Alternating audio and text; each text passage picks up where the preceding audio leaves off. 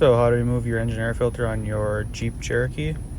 I usually unplug this and remove that Christmas tree, but you can leave them plugged in. It's just one little connector there.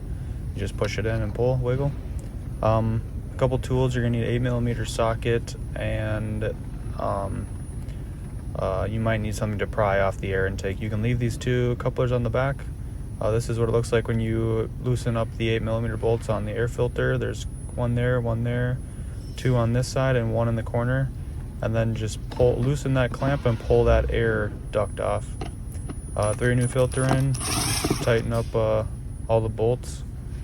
I was in reverse there, but tighten up all the bolts just snug. Don't over tighten them because you'll strip out the plastic. To make sure it's all fit and finished, so the filter's in there nicely, and seal it up.